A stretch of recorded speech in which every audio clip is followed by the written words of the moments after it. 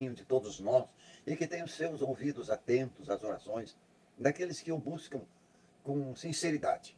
Eu quero te dizer que eu pedi para Deus que eu pudesse ser em suas mãos como um violino bem afinado para produzir o som da vida. Então a mensagem que eu desejo transmitir ao seu coração é, com certeza, o som da vida. Porque o efeito desta mensagem deve mudar coisas na sua vida, deve mudar características de tua personalidade, deve mudar atitudes. E lembra-te que somente a atitude muda a circunstância. O texto que eu tenho para a nossa meditação é Salmo 25, versículo 14.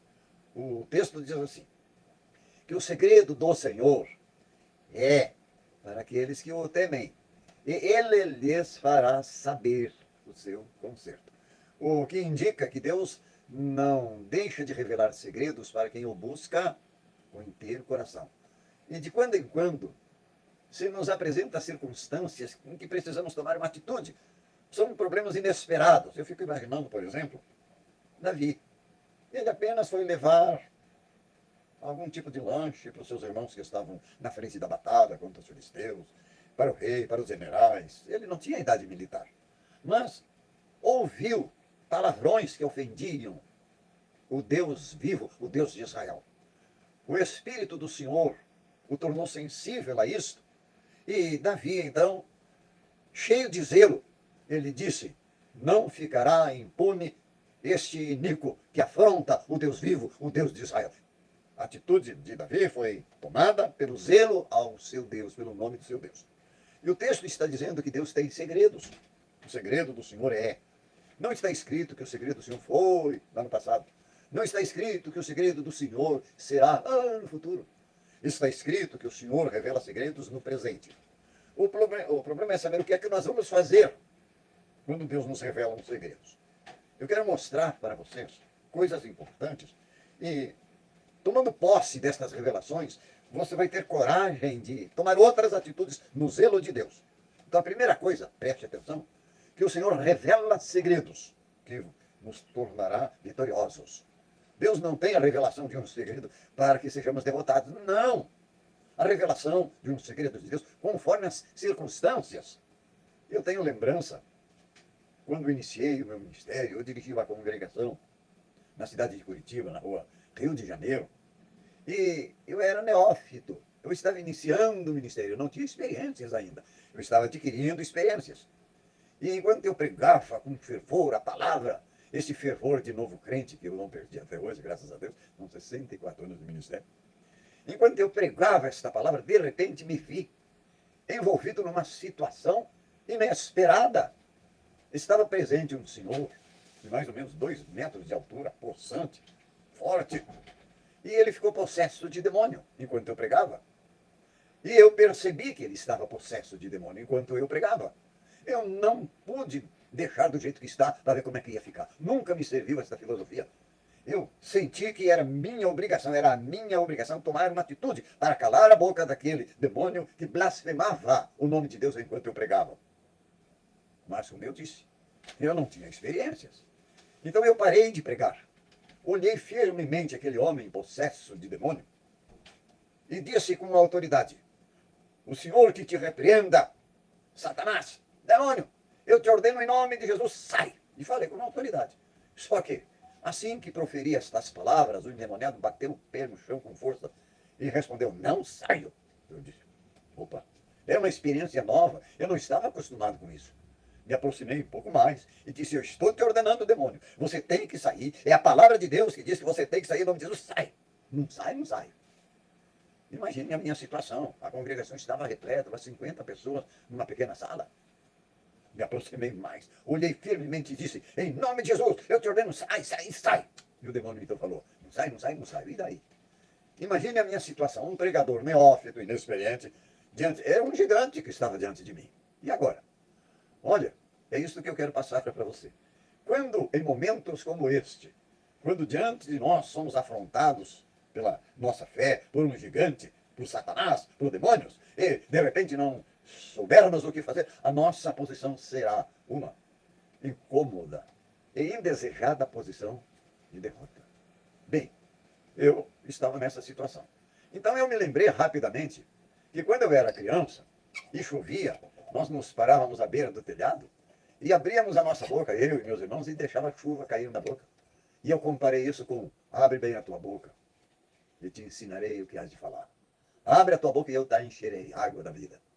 Eu não sabia o que fazer. Então eu fiquei esperando a revelação de um segredo para que eu soubesse o que fazer. E de repente, sem aviso prévio, olhei para a pessoa endemoniada, larguei o microfone que eu tinha em minhas mãos e estendi as minhas mãos para aquela pessoa e disse com autoridade: olha bem para as minhas mãos. E quando eu disse isso, eu falei isso na inspiração de Deus. Mas quando eu disse isso, olha bem para as minhas mãos, aquele demônio deu um grito, mas tão feio, que eu não posso reproduzir. Mas ele gritou: ai, fogo de Deus! E com isso eu vi a revelação do segredo que Deus me deu. O que é que os demônios enxergam em nossas mãos quando nos colocamos nas mãos de Deus, diante dos gigantes que nos afrontam? O que os demônios enxergam em nossas mãos? Fogo de Deus. A revelação de um segredo me foi dada. Quando eu estendi as mãos, o homem foi liberto e o demônio saiu. Muitos anos mais tarde, quando já exercia o ministério na cidade de São Paulo, na cidade de Sumaré, perto de Campinas, eu fui convidado por um amado irmão, um jovem que estava iniciando a plantação de tomates. Sumaré é uma cidade que tem essa especialidade na agricultura, tomate e algodão. E o tomate é a base da economia daquela cidade. E eu fui chamado para abençoar, eles chamam a roça. Eles costumam plantar a semente do tomate em canteiros, em saquinhos de jornal, com um pouquinho de terra, e ali eles regam, e numa época que é na lua minguante, esse é o segredo deles, não é na crescente da linha, na lua minguante, que é para demorar para nascer, para o caule nascer forte. Então eu fui convidado para orar, para abençoar aquela roça. E então, de repente, o Espírito de Deus me incomodou, e eu perguntei àquele jovem: você deseja uma bênção especial, um milagre de Deus nessa roça de tomates? E ele disse: é isso que eu quero, um milagre. Ele sabia o que queria. Então eu perguntei: você tem um propósito na lucratividade desta propensa prosperidade, desta plantação? Ele disse: tenho. Eu amo a obra de Deus. E sei que a nossa igreja vai ser construída uma nova igreja, porque está crescendo muito. Então eu estou prometendo que com essa roça de tomate eu vou dar todas as cadeiras para um novo templo.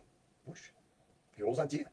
Então eu fiz a oração, estendi as minhas mãos, lembrando daquela experiência, fogo de Deus em minhas mãos, e repreendi toda espécie de mal, para que aquela plantação fosse abençoada pelo Senhor da glória.